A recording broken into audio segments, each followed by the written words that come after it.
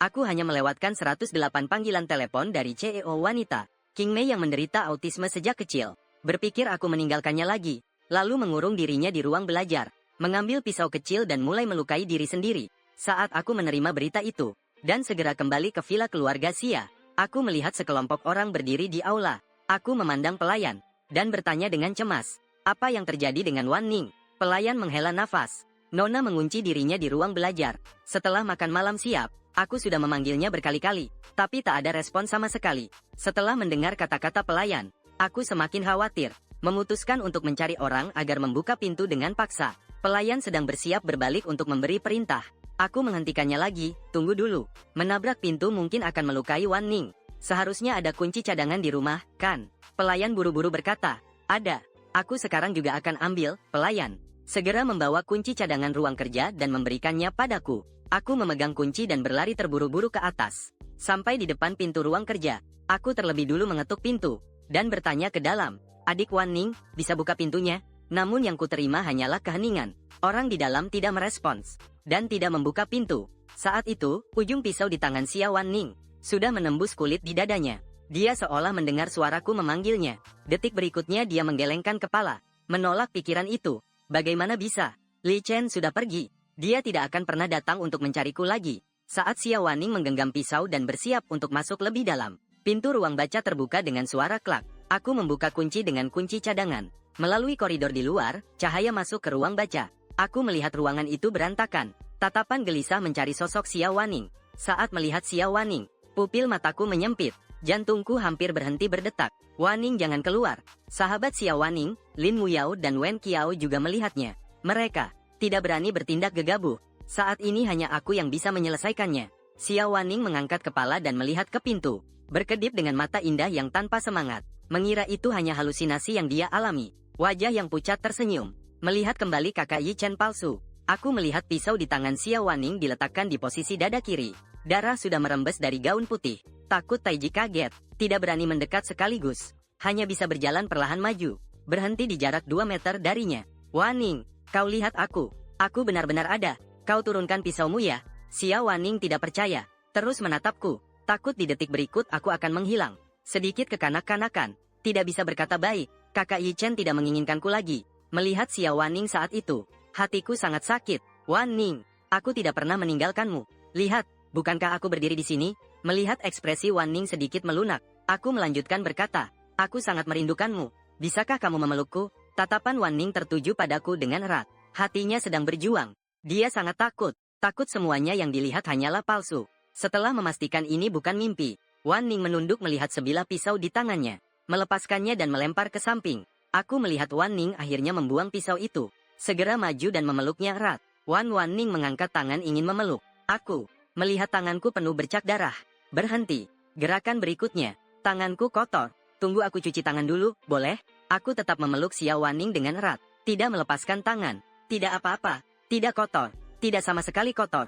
Aku tidak berani melepaskan. Aku takut kalau aku melepaskan, Xia Wan Ning akan melakukan hal bodoh lagi. Mungkin karena merasa aku benar-benar ada di sampingnya. Xia Wan Ning mulai rileks secara perlahan. Detik berikutnya dia pingsan karena tidak kuat lagi. Aku memeluknya dan mengayunnya dengan lembut. Dengan panik aku berteriak, Xia Wan Ning, bangunlah. Di depan pintu, Lin Muyao dan Wen Qiao mendengar suaraku, cepat-cepat berlari masuk ke dalam. Sebagai dokter, Lin Muyao, sesuai prosedur, membuka kotak P3K, memeriksa tubuh Xia Wan Ning langkah demi langkah. Aku berdiri di samping. Tatapanku tak berkedip menatap Xia Wen yang berbaring di tempat tidur. Bagaimana kondisinya? Berapa lama dia akan sadar? Apakah lukanya dalam? Jika dia sadar, apakah itu akan sangat menyakitkan? Lin Muyao mendengarkan rangkaian pertanyaanku. Sedikit terkejut, perhatianku terhadap Xia Wan Ning. Dia sebelumnya selalu mengira bahwa hanya Xia Wan Ning yang terperangkap dan tidak bisa lepas. Sementara aku menghindar darinya. Ternyata kenyataannya tidak begitu. Lin Muyao melihatku dan menjawab, luka di tangannya masih baik-baik saja. Luka di dada sangat dalam. Biarkan dia tidur dulu. Besok seharusnya sudah bangun. Aku menatap wajah tidur tenang Xia Wan Ning. Anggukan kepala. Lin Muyao memberiku nomor ponselnya sendiri. Kalau ada masalah, panggil aku kapan saja. Aku menata selimut Xia Wan Ning, memegang tangannya yang tidak terluka, berlutut di tepi tempat tidur, diam-diam memandangnya. Mata wanita itu terpejam rapat, bibir pucat tanpa setitik warna merah. Xia Wan Ning sejak lahir memiliki kulit yang sangat putih. Saat ini seluruh tubuhnya bahkan putih seperti boneka porselen. Aku menggenggam tangannya. Dengan suara lembut berkata, "Cepat bangun temani aku bicara, boleh? Siang tadi bukannya baik-baik saja, kenapa sekarang menjadi seperti ini?" Xia Waneng masih tertidur, tidak memberi respon padaku. Aku teringat kehidupan sebelumnya Xia Waneng juga seperti ini. Menyipitkan matanya di sisiku. Bagaimanapun aku memanggilnya tidak ada reaksi. Hatiku seperti tertusuk pisaunya sakitnya. Tanpa sadar aku terlelap di tepi tempat tidur. Di tengah malam setengah sadar terdengar seperti ada yang memanggilku. Otakku langsung sadar. Bangun dan melihat keadaan Xia Waneng. Kulihat dia berkeringat deras di kepala. Wajahnya juga dipenuhi kemerahan yang tidak normal. Mengernyitkan alis. Mulutnya terus bergumam. Yi Chen, jangan pergi." Xia Waneng terlihat sangat gelisah. Aku buru-buru menenangkannya, tidak akan pergi. Aku di sini menemanimu. Sambil berkata aku mengusap keringatnya. Mencoba mengukur suhu dahi Xia Waneng. Ternyata memang demam. Saya mengeluarkan termometer untuk mengukur suhu tubuh Xia Waneng. Suhu tubuh menunjukkan 39,5 derajat. Saya mengambil obat yang diberikan Suzuki Yao di samping tempat tidur. Membuka mulut Xia Waneng. Memasukkan obat ke dalam mulutnya. Kemudian mengambil gelas di samping untuk memberinya air. Agar dia menelan obat itu. Namun kali ini Xia Waneng mengernyitkan dahi. Tidak peduli apapun yang saya katakan. Dia keras kepala tidak mau membuka mulut. Obat masih di mulutnya belum ditelan. Siapapun tidak bisa memberinya minum. Hal ini membuat saya sangat panik. Saya duluan meminum segelas air besar. Membuat bibir cemberut. Mendekap wajah Xia Waneng. Memberinya minum air dengan cara bibir ke bibir. Bibir saya dan bibir Xia Waneng yang merah muda dan penuh menempel bersama. Karena demam sehingga menjadi bingung. Xia Waneng sepertinya menemukan sumber air yang jernih. Menggigit bibirku. Mengisap dengan kuat. Mungkin karena terlalu kuat. Membuat bibirku terluka. Beruntung Xia Waneng melepaskannya setelah beberapa saat. Merasa gerakan menelannya. Aku menghela napas lega. Akhirnya obatnya berhasil kutelan. Sama seperti tadi. Setelah memberi air, aku dengan santai mengusap sudut bibirku. "Waneng, bilang saja kamu sengaja. Harus aku beri makan seperti ini baru berhasil." Bahkan menggigitku. Sambil menyentuh bibir sendiri. Aku menghela napas tanpa daya. Digigit juga sudah cukup. Kasihan ciuman pertamaku harus hilang seperti ini. Aku sengaja mengancam Xia Waneng dengan nada galak. "Menunggu kamu bangun. Lihat bagaimana aku akan memperhitungkan denganmu." Menutup selimut Xia Waneng dengan rapat. Aku pergi mengambil semangkuk air hangat untuk mengusap tubuhnya. Dia demam dan berkeringat banyak. Wanita ini juga sangat perfeksionis. Pasti tidurnya tidak nyaman. Takut menyentuh lukanya. Aku sangat berhati-hati sepanjang waktu. Aku terus begini, duduk di tepi tempat tidur menjaga Xia Waneng. Sesekali mengukur suhunya. Sampai langit mulai terang sedikit demi sedikit. Aku tidak tahu ini sudah kali berapa aku mengukur suhunya. Suhu tubuh Xia Waneng akhirnya kembali normal. Sarafku yang tegang juga perlahan menjadi rileks. Merasa kelopak mataku bertarung. Sungguh tidak mampu bertahan. Tidur dengan kepala bertumpu di tangan Xia Waneng. Xia Waneng terbangun. Merasa tanganku seolah-olah tertekan oleh sesuatu. Saat aku menatap, aku melihat diriku tertidur pulas di sampingnya. Mulut kecilku bahkan bergetar 2 kali. Sepertinya aku bermimpi tentang sesuatu yang enak. Xia Waneng tersenyum sedikit karena aku terlihat lucu seperti ini. Melihat aku tidur seperti ini pasti akan merasa tidak nyaman. Dia perlahan-lahan menarik tangannya keluar. Dengan hati-hati menyeretku ke tempat tidur. Aku sudah begadang semalaman, memang. Sangat lelah. Sangat mengantuk. Tidak sama sekali merasa sudah tidur di tempat tidur. Tidak ada tanda-tanda bangun sama sekali. Xia Waneng juga kembali ke tempat tidur. Berbaring dan menatapku yang sedang tidur. Menyipitkan mata. Dia dengan lembut menyentuh pipiku. Suaranya penuh dengan rasa iba. Semua karena aku membuat Yi Chen bekerja keras seperti ini. Menyadari bibirku pecah. Sudah membentuk kerak. Xia Waneng dengan lembut menyentuh bibirnya. "Kenapa terluka? Apakah kakak Yi Chen menggigit sendiri?" Aku merasakan tatapan tajam tertuju padaku. Pelan-pelan membuka mata. Melihat Xia Waneng sedang menatapku beradu mata. Beberapa saat kemudian, aku mulai menyadari. Cepat-cepat bangun dari tempat tidur. Duduk dengan bersemangat memandangi dia. "Waneng, kamu sudah sadar? Sudah berapa lama kamu sadar? Kenapa tidak memanggilku?" Xia Waneng tersenyum tipis. "Baru sadar sebentar." Aku bertanya dengan sedikit bingung. "Kenapa aku bisa tidur di atas tempat tidur?" Xia Waneng berkedip dengan polos. "Aku baru saja menyeretmu ke atas." Aku malu-malu menggaruk kepala. "Aku tidur sangat nyenyak. Tidak tahu sama sekali. Tunggu dulu. Kamu yang bilang menyeretku ke tempat tidur." Guru Xia Waneng mengangguk. "Iya. Apa yang terjadi, kakak Yu Chen?" Aku mengernyit dan berkata, "Kamu masih ada luka. Bagaimana bisa memakai tangan?" Sambil berkata, aku mulai membuka pakaiannya Xia Waneng. Untuk memeriksa apakah lukanya robek atau tidak. Bagaimana jika lukanya berdarah lagi? Xia Waneng meraih tanganku. Menghentikanku. Dari membuka pakaiannya. "Tidak apa-apa. Aku tahu batasnya. Tapi aku tidak melihatnya sendiri. Tidak akan merasa tenang." Aku harus melihatnya dulu. Melihat sikapku yang tegas, Xiao Wanning hanya bisa membuka bajunya sendiri untuk kulihat. Aku mendekat dan memeriksa lukanya dengan seksama. Tidak terlihat ada darah baru yang keluar. Baru lega sedikit, karena terlalu dekat. Xiao Wanning merasakan nafas yang kuhembuskan ke tubuhnya. Telinganya sedikit memerah. Batuk pelan yang tidak wajar. Menurunkan bajunya sendiri. Sekarang sudah tenang kan? Aku tersenyum dan berkata, untung tidak apa-apa. Wanning, kamu pasti lapar kan? Tunggu sebentar. Aku turun mencari makanan lalu kembali. Xiao Wanning tidak ingin aku keluar dari pandangannya. Tidak ingin melepaskanku walau sedetik. Tidak membiarkanku pergi. Aku tersenyum dengan terpaksa dan berkata, dengar baik-baik, aku akan segera naik kembali. Xiao Wanning berhasil aku bujuk. Dia benar-benar menguasai semua ini dengan sempurna. Diam-diam mengangguk, lalu melepaskan tangannya. Aku baru saja sampai di depan pintu. Siap membuka pintu. Lalu terdengar suara ketukan pintu. Membuka pintu. Melihat Lin Muyao dan Wen Qiao. Mereka datang menanyakan kondisi Xiao Wanning. Aku menyampingkan badan agar mereka masuk. Sudah sadar. Aku turun ke bawah untuk mencari sesuatu yang bisa dimakan untuknya. Lin Muyao mengganti perban Xiao Wanning lagi. Lalu dengan khawatir mengingatkan agar luka jangan terkena air. Jangan ditekan keras-keras. Xiao Wanning mengangguk. Mengucapkan terima kasih. Lalu tidak berkata lebih banyak. Lin Muyao juga sudah terbiasa. Melihat Xiao Wanning tidak ada masalah lagi. Dia tersenyum dan berkata, kalau begitu aku duluan ya.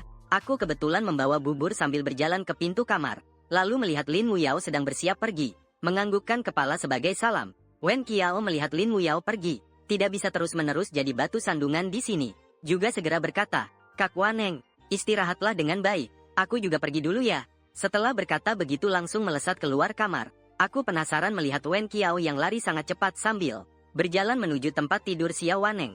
Sambil bingung bertanya padanya, kenapa asistennya lari secepat itu? Xiao Waneng menahan tawa, menjawab dengan serius. Aku sibuk pergi bekerja. Aku membawa bubur masuk, duduk di kursi dan mengambil 1 sendok bubur.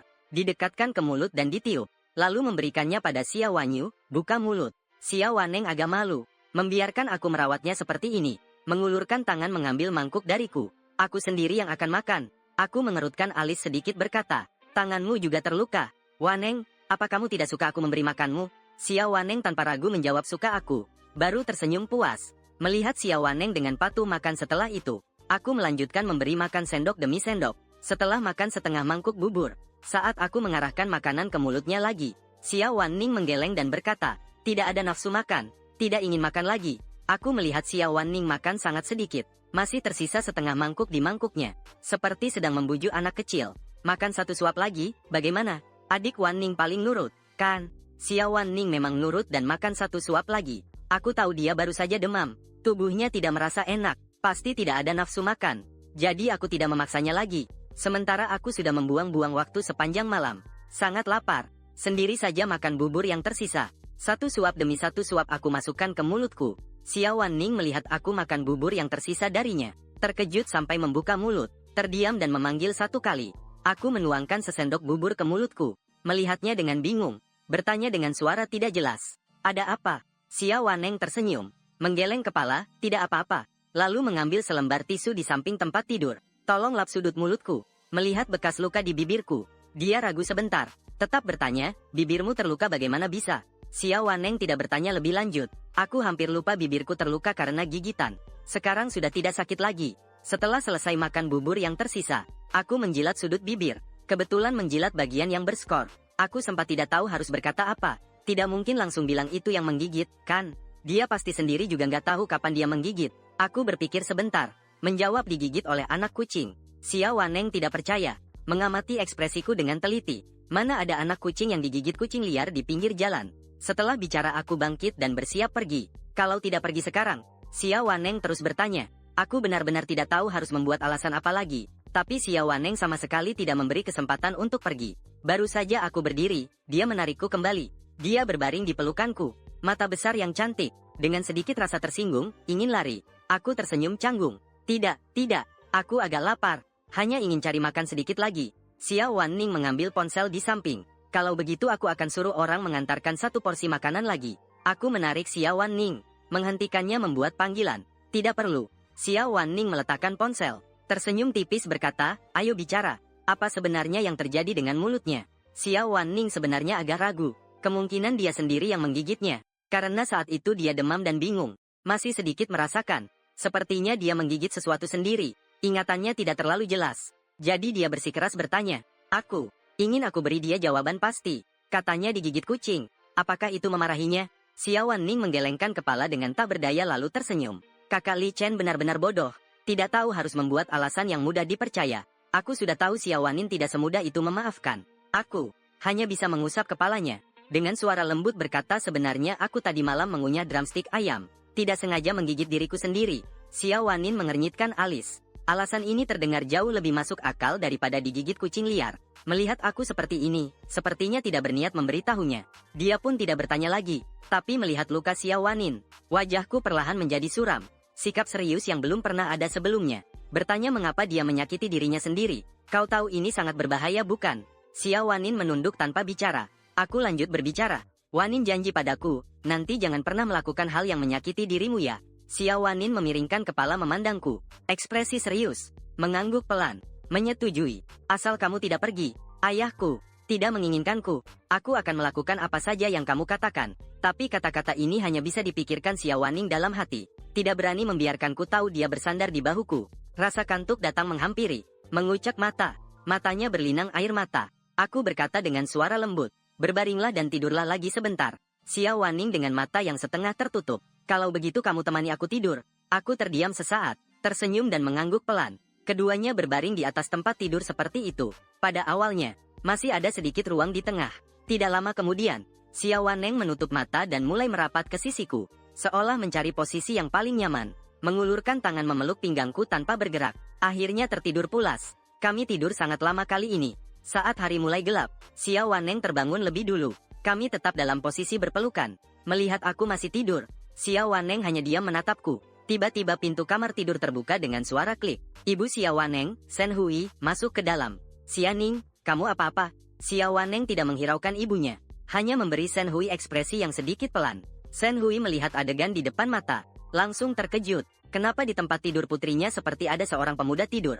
Tidak pernah dengar putri bilang dia punya seseorang yang dia suka. Kenapa pergi berlibur hanya berdua dengan suami sendiri? Saat kembali, putri kami sudah punya cowok yang dia suka. Tidak tahu harus pergi kemana. Saat itu Xia Yuandong berjalan mendekat dari belakang. Melihat istrinya berdiri di depan pintu. Tidak masuk. Mendorongnya sedikit. Sedang mau bertanya kenapa tidak masuk. Shen Hui berbalik dan menarik Xia Yuandong pergi. Sebelum pergi, dia dengan penuh perhatian membantu Yan Wan menutup pintu dengan perlahan. Aku samar-samar mendengar suara di luar. Bangun dalam keadaan setengah sadar. Menggosok mataku. Bertanya apakah tadi ada seseorang yang masuk. Xiao Wanning mengangguk. Aku merasa seperti tersambar petir. Katamu orang tuamu datang. Lalu paman dan bibi. Kini aku merasa agak panik dan bertanya. Xiao Wanning tersenyum sambil menatapku. Di bawah sana. Dia tidak perlu berpikir pun sudah tahu. Dengan sifat orang tua sendiri. Hari ini mereka tidak akan pergi sebelum melihat langsung Louis Chen dan istrinya. Aku takut sampai mulai gagap saat bicara. Kalau mereka melihat aku dan kamu. Xiao Wanning tertawa melihat reaksiku. Orang tua aku baik sekali. Saat berbicara. Jangan takut. Aku memaksakan senyum yang lebih buruk dari menangis. Aku tidak takut. Hanya sedikit gugup. Kenapa kamu tidak bangunkan aku lebih awal? Xiao Wanning tersenyum dan berkata tidak apa-apa. Kalau kakak Yi Chen tidak ingin bertemu, aku suruh mereka pulang dulu saja. Lain kali kalau ada kesempatan akan kuperkenalkan kamu ke orang tuaku. Mereka pasti akan sangat menyukaimu. Aku merasa itu terlalu tidak sopan. Cepat gelengkan kepala. Kalau begitu tidak bisa. Kita bangun dan bersiap-siap. Cepat turun ke bawah. Paman dan bibi sudah menunggu lama.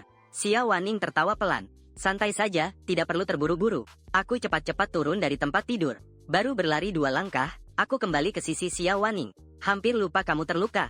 Aku akan membantumu pergi mencuci muka. Xiao Wanning tersenyum dan berkedip. Aku bisa berjalan sendiri. Aku memandang Xiao Wanning sekali. Wajahnya masih sangat pucat. Tampak sangat lemah tak berdaya. Bagaimana jika kamu terjatuh? Kata-kataku penuh kekhawatiran tentang lukanya. Xiao Wanning tenggelam dalam perasaan itu. Juga takut aku terlalu peduli dengannya. Setelah cepat-cepat selesai membersihkan diri, aku berjalan bersama Xiao Wanning. Turun tangga.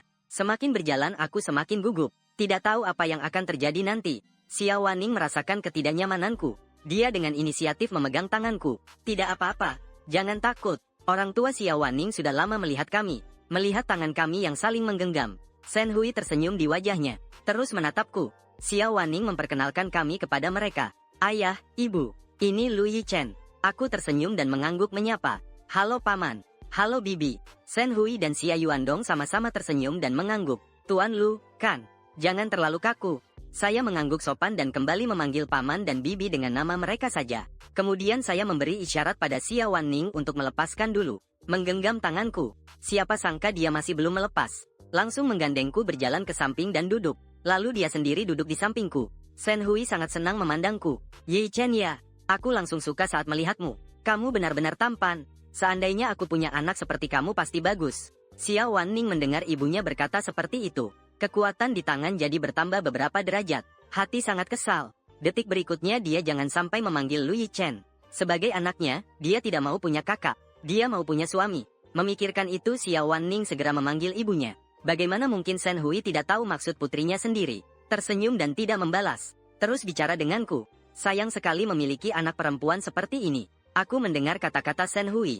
Langsung tertawa keluar. Tidak ada sama sekali ketegangan di awal. Melihat ke samping ke Xia Wanning dan berkata, Bibi, Wanning dia orang yang baik. Juga sangat hebat. Xia Wanning mendengar aku berkata begitu. Berbalik dan diam-diam mengangkat sudut bibirnya. Shen Hui menjawab, kalau kamu merasa baik, itu yang penting. Kalau gadis ini sedang ngambek, kamu bilang saja padaku. Xia Wanning pura-pura melihatku dengan wajah sedih. Secepat itu, orang tuaku sudah mendukung kamu. Sedikit pun tidak membuat aku sebagai pasien ini merasa kasihan. Aku membisikkan kata-kata penghiburan dengan lembut. Paman dan bibi sangat mencintaimu. Xia Wanning bertanya balik. Lalu kakak Yi Chen, apakah dia mencintaiku? Aku terdiam sejenak. Sedikit merasa malu. Tidak tahu bagaimana harus menjawab. Xia Wanning di depan umum. Tiba-tiba bertanya padaku. Padahal orang tua Yi Chen masih di sini. Aku agak merasa malu. Tapi menurut Xia Wanning itu terlihat seperti keraguan. Matanya menampakkan sedikit kesepian. Tidak ingin membuat aku merasa sulit. Dia hanya bisa berpura-pura santai dan berkata, aku hanya bertanya sembarangan padanya. Di samping, Shen Hui dan Xia Yuandong bisa melihatnya. Pasti aku memang menyukai Xia Wanning. Saat itu tukang rumah, Paman Wang, datang dan berkata, makan malam sudah siap, memanggil kami untuk makan. Xia Yuandong menyapa kami dan berkata makan dulu yuk. Suasana di meja makan sangat baik. Shen Hui sibuk mengambilkan makanan untukku. Sambil mengambil dia berkata, Xiao Chen jangan sungkan, makanlah lebih banyak. Saat aku masih kecil, ibuku sudah meninggal. Kasih sayang Shen Hui membuatku merasakan kehangatan yang lama hilang. Aku agak tersentuh. Menunduk melihat makanan di mangkuk, aku berkata pada Shen Hui, terima kasih, Tante. Setelah makan malam, Xia Yuandong memanggilku untuk berjalan-jalan di taman bersamanya. Sambil berjalan, dia tiba-tiba bertanya padaku, Xiao Chen apakah kamu penasaran kenapa Wanning melakukan hal yang menyakitkan dirinya sendiri? Aku menatap Xia Yuandong dan mengangguk. Aku pasti penasaran. Aku juga pernah bertanya kepada Wanning, tapi sepertinya dia tidak ingin mengatakan. Juga terluka, tubuhnya tidak sehat. Jadi aku tidak menanyakan lebih jauh. Berpikir untuk menanyakannya dengan hati-hati ketika waktunya sudah tepat nanti. Xia Yuandong, hari ini melihat perhatian Xia Wanning kepadaku. Mengetahui pentingnya pria ini di hati putrinya. Memutuskan untuk mengungkapkan hal yang tidak pernah diceritakan kepada orang luar. Rumor di luar mengatakan bahwa Wanning sakit. Saat kambuh dia bisa memukul orang. Bahkan bisa menggigit orang. Xia Yuandong berkata sambil tertawa pahit dan pasrah. Sebenarnya tidak seperti itu. Dia tidak memukul orang, apalagi menggigit orang. Dia hanya akan menutup pintu dan menyakiti dirinya sendiri. Sebenarnya dia sudah lama tidak melakukan lagi. Perilaku menyakiti diri sendiri. Kali ini pasti karena seseorang yang sangat penting baginya. Atau sesuatu yang mempengaruhinya sehingga dia menjadi seperti ini. Setelah mendengar semua ini, aku semakin merasa kasihan pada Xia Wanning. Apa yang telah dia alami sampai menjadi seperti ini? Xia Yuandong mengangguk. Mengingat kembali kejadian 10 tahun yang lalu. Dia tidak akan pernah melupakan tahun itu. Hampir saja mengira akan kehilangan Xia Wanning selamanya. Saat Wanning berusia 10 tahun, terjadi sebuah kecelakaan. Dalam dunia bisnis, perebutan tak terhindarkan. Tidak jarang ada yang merasa tidak puas. Tapi mereka bahkan menculik Wanning. Ingin menggunakannya sebagai alat pemerasan pada kami. Membawa uang dalam jumlah besar dan rencana proyek untuk tebusan. Tapi gadis itu sudah sejak kecil pintar. Di tengah jalan dia menyadari ada yang tidak beres. Dan mencari kesempatan untuk melarikan diri. Nanti kami baru tahu. Sudah mencari selama beberapa hari. Barulah ditemukan di sebuah desa kecil yang terpencil. Di sebuah rumah tua yang sudah lama tak berpenghuni. Ketika menemukan dia saat itu, melihat dia duduk sendiri meringkuk di sudut yang gelap. Saat itu dia baru berusia 10 tahun. Tersimpan sebuah kepingan kecil di sana. Tidak ada yang boleh mendekat. Jika dipaksa mendekat, dia akan menyakiti dirinya sendiri. Mendengar desa kecil yang terpencil. Dalam pikiranku muncul kilasan adegan yang familiar, tapi segera menghilang. Hanya terdengar Xia Yuandong melanjutkan berbicara. Sejak saat itu, aku dan ibunya menghabiskan waktu lama untuk menemaninya. ingin membuatnya perlahan merasakan rasa aman, tidak lagi melakukan tindakan menyakiti diri sendiri. Yi Chen, kamu takut, takut, Wan Ning. Dia seperti takut, takut, Wan Ning. Dia seperti ini. Aku menggelengkan kepala, serius melihatnya. Paman, aku tidak takut, aku hanya sangat merasa kasihan padanya. Tenang saja, aku akan merawatnya dengan baik. Xia Yuandong mengangguk, aku bisa melihatnya. Gadis itu sangat menyukaimu. Aku mengangguk dan berkata, Paman, tenang saja, aku pasti akan merawat Wan Ning dengan baik. Sebelum pergi, Shen Hui menarikku ke samping. Dengan penuh rahasia mengeluarkan sebuah gelang tangan untukku. Tidak memberiku kesempatan menolak, lalu berbalik dan cepat-cepat pergi. Aku melihat gelang di tanganku dan merasa agak kesulitan. Menoleh melihat Xia Waneng, bertanya apa yang harus dilakukan. Gelang tangan ini sangat berharga, aku tidak bisa menerimanya kan? Xia Waneng tersenyum melihat gelang di tanganku, memegang tanganku. Kalau dari mama, terimalah saja. Mendengar itu aku tidak lagi ragu, kemudian mulai berpikir serius. Kalau begitu aku harus memberi hadiah kepada Bibi sebagai tanda terima kasih. Harus kasih apa ya? Xia Waneng mendekat ke telingaku, berbisik lembut. Kasih dia menantu laki-laki, bagaimana? Telingaku langsung memerah. Waneng, tadi kamu bilang apa? Xia Waneng tahu aku mendengar jelas. Takut aku menolak, sedikit panik. Aku bilang istirahat saja dulu, lalu cepat-cepat berlari menuju arah kamar tidur. Aku berdiri di tempat, melihat punggung Xia Wanning, bergumam sendiri berkata, lari secepat itu buat apa juga, kalau mau kasih ya kasih saja. Aku juga tidak menolak. Setelah berkata begitu, aku berlari kecil mengejar Xia Wanning. Saat sampai di depan pintu kamar, tangan Xia Wanning yang sedang membuka pintu tiba-tiba berhenti. Aku tidak sadar masih terus maju, langsung menabrak pintu dengan keras. Aku menutup hidungku. Wanning, kamu sengaja, kan?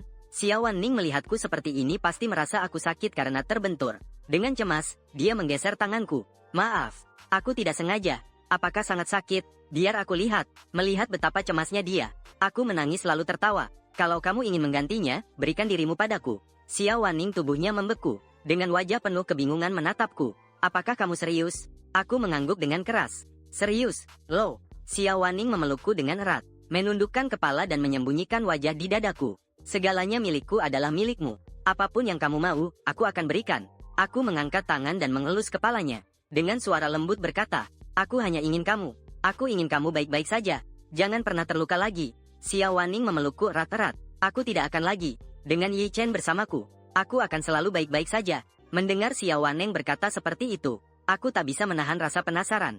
Dalam ingatanku, aku dan Xia Waneng, baik di kehidupan sebelumnya maupun sekarang, tidak memiliki banyak pertemuan. Pertemuan yang terjadi setelah kelahiran kembali semuanya karena aku sengaja. Aku juga sering khawatir Xia Waneng saat ini belum jatuh cinta padaku. Tidak tahu sejak kapan dia mulai menyukaiku. Aku membuka mulut dan bertanya pada Waneng. Sejak kapan kamu menyukaiku? Xia Waneng termenung sesaat, akhirnya tersenyum tipis, memperlihatkan lesung pipi yang menawan. Dulu, sangat lama sekali aku lebih penasaran. Apakah kamu sudah mengenalku sejak dulu? Tapi aku tidak punya ingatan sama sekali. Xia Waneng tersenyum dan berkata, aku hanya ingat itu sudah cukup. Aku menguap, tidak memikirkan lebih lanjut. Xia Waneng menoleh dan bertanya, kamu mengantuk? Aku mengangguk. Sedikit, sebenarnya aku sangat ingin tidur bersama Xia Wanan, tapi takut aku tidak bisa mengendalikan diri. Untuk amannya, lebih baik tidur terpisah saja. Aku berjalan keluar pintu, berencana tidur di kamar sebelah kamar tidur. Kalau begitu, aku akan mengantarmu ke kamar dulu. Cepat cuci muka dan tidur. Xia Wanan memonyongkan bibir memandangku. Aku tidak mau, aku tetap ingin tidur di sini. Di sini, dengan rayuannya yang memaksa dan manja. Akhirnya aku setuju. Begitulah, dia berbaring di pelukanku. Aku mencium aroma wangi lembut dari tubuh gadis itu. Masuk ke dalam dunia mimpi. Tidur nyenyak semalam. Keesokan paginya, saya terbangun karena nada dering telepon saya sendiri. Tidak ingin menghiraukan penelepon. Xia Wannian duduk, mengambil ponsel saya. Melihat panggilan masuk dari Lu Jingnian. Xia Wannian tahu Lu Jingnian adalah adik saya. Tetapi dia lebih tahu seperti apa sebenarnya Lu Jingnian. Takut mengatakan hal buruk tentang Lu Jingnian. Saya akan tidak senang. Jadi tidak pernah membahasnya. Saat itu saya menutup mata dan bertanya siapa yang menelepon. Xia Wannian perlahan membuka mulut. Lu Jingnian kemudian menyerahkan telepon ke saya. Tak disangka saya dengan santai berkata, pagi-pagi ribut, tidak angkat. Kemudian berbalik dan melanjutkan tidur. Namun Lu Jingnian di ujung telepon tetap gigih. Setelah beberapa saat, telepon berdering lagi. Seolah-olah saya tidak mengangkat telepon. Dia tidak akan berhenti. Aku duduk dari tempat tidur, mengambil ponsel dari tangan Xia Wanning, menekan tombol jawab, dengan nada kesal berkata, Lu Jingnian, ada apa? Semoga kau ada urusan penting. Lu Jingnian mendengar nada kesal dari suaraku. Tetap saja bicara sendiri. Kakak, aku sedang di depan pintu villa keluarga Xia. Aku makin tidak mengerti. Menggangguku pagi-pagi buta. Apa urusannya dengan Xia Waning? Untuk apa kau datang? Hanya mendengar Lu Jingnian berkata, beberapa hari lalu kau buru-buru keluar rumah. Sudah lama tidak kembali. Aku susah-susah cari tahu kau di sini. Aku khawatir tentangmu. Ada seseorang yang menghentikan saya di pintu. Tidak membiarkan saya masuk. Saya sangat sadar dalam hati. Lu Jingnian berkata ia khawatir tentang saya. Sebenarnya dia ingin memanfaatkan kesempatan ini untuk mendekati Xia Waning. Kalau tidak, dia tidak akan menggunakan alasan peduli reputasi saya. Datang ke bawah rumah sejak pagi-pagi sekali. Saya berkata kepada Lu Jingnian di telepon. Saya sedang tidak ada waktu sekarang. Kamu pulang saja. Setelah berkata begitu, saya memutuskan telepon. Xia Waning memandang saya. Bertanya, apakah dia datang mencarimu? Saya mengangguk. Benar, mengganggu tidur kami pagi-pagi sekali. Sungguh menyebalkan. Kan begitu? Xia Waning sangat setuju dan mengangguk. Orang yang tidak disukai oleh kakak Yi Chen. Aku juga tidak suka.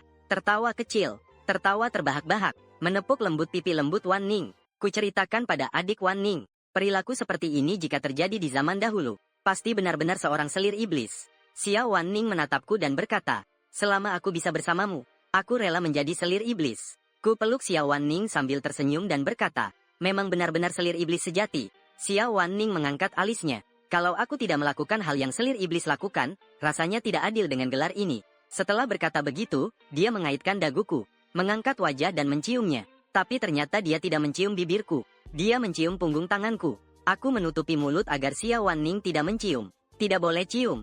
Xia Wan Ning tiba-tiba tidak senang. Mengernyit menatapku. Sedikit merasa tersinggung bertanya, kenapa tidak boleh cium? Aku masih menutup mulut menjawab, karena aku belum gosok gigi. Xia Wan Ning tersenyum tanpa daya berkata, aku tidak keberatan. Apakah Kak Yi Chen akan jijik kalau aku belum gosok gigi lalu menciummu? Aku tanpa ragu menggelengkan kepala. Cepat-cepat bangkit pergi cuci muka. Saat bersiap turun ke bawah untuk sarapan, tiba-tiba terdengar suara orang bertengkar. Xia Wan Ning dan aku sama-sama bingung. Sebenarnya, orang-orang pasti tidak berani berisik seperti itu di rumah.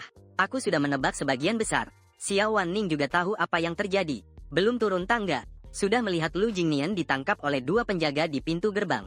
Saat itu Lu Jingnian terus berteriak, aku adalah adik Lu Yichen, tuan kedua keluarga Lu. Tidak membiarkanku masuk. Hati-hati nanti kalian akan menanggung akibatnya. Kalian akan kapok. Kalian bukankah hanya anjing penjaga untuk orang lain? Berani bersikap kasar seperti ini padaku. Tidak peduli apa yang dikatakan Lu Jingnian. Dua penjaga di pintu tidak bergerak sama sekali. Dengan wajah acuh tak acuh mereka menghalangi dia. Tidak membiarkannya masuk. Aku diam-diam mengagumi. Tidak heran mereka adalah orang pilihan Xia Waning. Ketika Lu Jingnian mencoba masuk paksa, mereka langsung menangkapnya. Dan membuatnya tidak bisa bergerak sama sekali. Aku melihat Lu Jingnian berguling-guling dan membuat keributan di pintu. Berbeda jauh dari biasanya yang lemah lembut dan sopan. Melihat sebentar, aku benar-benar tidak tahan dengan suara teriakannya yang keras. Lalu aku berteriak, Lu Jingnian. Mendengar suaraku, Lu Jingnian tenang kembali. Dua bodyguard melepaskan, memegang tangannya. Lu Jingnian mengusap lengannya. Seketika mengganti wajah menjadi sopan dan lemah lembut. Memandang ke kakakku. Kamu lihat, mereka bahkan memperlakukan aku seperti ini. Setelah berkata, tidak lupa diam-diam melirik Xia Wan. Aku memperhatikan gerakan Lu Jingnian dengan seksama. Tersenyum sinis dengan sedikit mengulum bibir. Memeluk pinggang ramping Xia Waneng. Aku sengaja tidak peduli. Lu Jingnian memuji dua petugas keamanan di pintu sambil memandang Xia Waneng. Dua petugas keamanan keluarga Xia ini sangat hebat ya. Sekilas tampak berlatih dengan baik. Xia Waneng tersenyum dan mengangguk. Menggandeng lenganku berjalan ke meja makan. Dia menarik kursi untukku.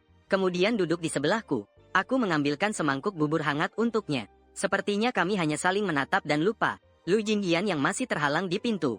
Lu Jingnian menengok keluar pintu sambil berteriak. Kakak, aku sudah datang mencarimu sejak pagi. Aku juga belum sarapan.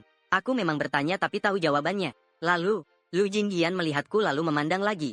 Hujan turun. Dengan sedikit harapan berkata, bolehkah aku sarapan bersama kakak dan adik Wan Ning? Aku memegang sendok dan pelan mengaduk bubur di mangkukku. Tersenyum sinis di sudut bibir. Kau bilang mau sarapan dengan siapa? Lu Jingnian belum paham. Mengapa aku menanyakan pertanyaan ini? Tujuan dia datang ke sini pagi-pagi adalah untuk mendekati Xia Weizu. Mengabaikan rumor buruk di luar sana. Xia Wannian baik dari penampilan maupun harta. Tidak ada wanita di luar yang dapat menandinginya. Lu Jingnian menganggap dirinya lebih tampan daripada aku. Lebih hebat. Semua wanita pasti tidak bisa menolaknya. Asalkan Xia Wannian mengenalnya, pasti akan mendapatkan cinta Xia Wannian. Lu Jingnian semakin percaya diri saat memikirkannya. Mengangkat kepala berkata, kakak dan adik perempuan Wannian ya? Aku tersenyum getir karena kebandelan dan kebodohannya lalu mengernyitkan dahi. Melihatnya, adik perempuan Wan Nian juga kamu yang memanggilnya. Lu Jingnian masih tidak terima dan bertanya balik. Kakak baru saja memanggil seperti itu. Kenapa aku tidak boleh? Aku meletakkan sendok di tangan. Dengan ekspresi dingin berkata, mana ada sebanyak itu? Kenapa aku bilang tidak boleh ya sudah tidak boleh? Di samping, Xiao Waning memandangku dengan kagum. Menikmati hasratku untuk memilikinya. Lu Jingnian berkata dengan lembut. Wan Ning adik perempuan bahkan tidak berkata apa-apa. Kakak merasa ini agak menindas orang tidak? Setelah berkata, dia melirik Xiao Waning. Menarik senyum yang sedikit sedih. Aku melihat pertunjukan Lu Jingnian. Berpikir dalam hati. Dia benar-benar seharusnya jadi aktor. Sungguh disayangkan. Aku tersenyum sedikit. Berbalik dan bertanya pada Wan Ning. Wan Ning adik, kamu juga merasa aku ini menindas orang ya? Xiao Waning menggelengkan kepala. Katakan, tidak, apapun yang kakak Yi Chen lakukan selalu benar. Lu Jingnian terkejut sekali. Dulu hanya pernah dengar Xiao Waning bersikap dingin dan tinggi hati. Kepada siapapun dia dingin seperti es. Namun hari ini aku melihat sisi Xiao Waning yang begitu patuh dan lembut. Lu Jingnian berkata dengan suara pelan. Kakak, bolehkah aku masuk dulu? Aku berdiri terlalu lama. Kakiku sangat pegal. Aku merasa kulit muka Lu Jingnian benar-benar tebal sekali. Masih saja tidak menyerah. Ingin masuk lalu berkata, kamu tanya Waning saja. Ini rumahnya. Lu Jingnian memandang Xiao Waning penuh harapan. Adik Waning, bolehkah mereka tidak menghalangiku? Xiao Waning tidak menggubris. Lu Jingnian, seolah-olah dia tidak ada sama sekali. Menggenggam tanganku. Meluruskan kata, ini rumah kita. Aku melihat ekspresi serius Xiao Waning. Tersenyum sambil mengulangi, rumah kita. Kemudian aku menggoda. Ada pria tampan yang masih menunggumu di depan rumah kita. Mendengar aku berkata begitu, Xiao Waning memandang ke pintu. Wajah dinginnya tanpa sedikit pun kehangatan. Lu Jingnian melihat Xiao Waning akhirnya menatapnya. Segera menyibakkan poni. Dengan antusias berkata, adik Xiao Waning memotongnya dengan suara dalam. Kata-kata berikutnya, kemudian menutup telingaku. Dengan dingin berkata, kalau kau terus memanggilku begitu, hati-hati bahasamu. Matanya melirik kedua pengawal di pintu. Dengan nada acuh. Mengapa aku harus membiarkan kalian hidup? Kalau pekerjaan ini tidak bisa dilakukan dengan baik, aku bisa mengganti orang kapan saja. Ketika dua penjaga itu mendengar, mereka menyeret dan membuang Lu Jingnian keluar. Takut dia mengganggu orang di dalam. Mereka bahkan dengan perhatian menutup mulutnya. Lu Jingnian pun dilempar keluar dari villa Xiao Waning.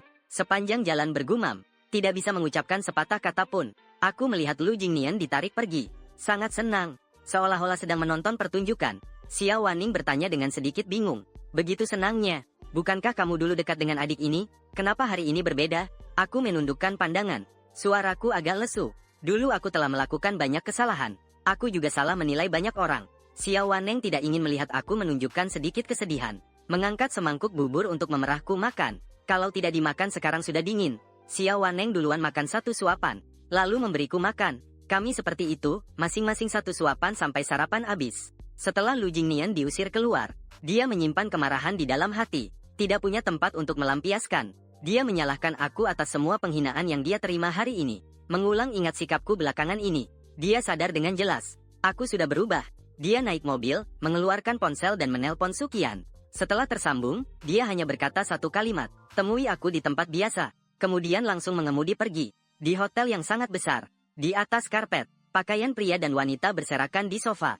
Lu Jingnian memeluk Susi sambil berkata, hari ini aku pergi menemui Louis Chen. Dia benar-benar berubah. Kau bilang dia tidak mungkin sudah mengetahui hubungan kita berdua kan?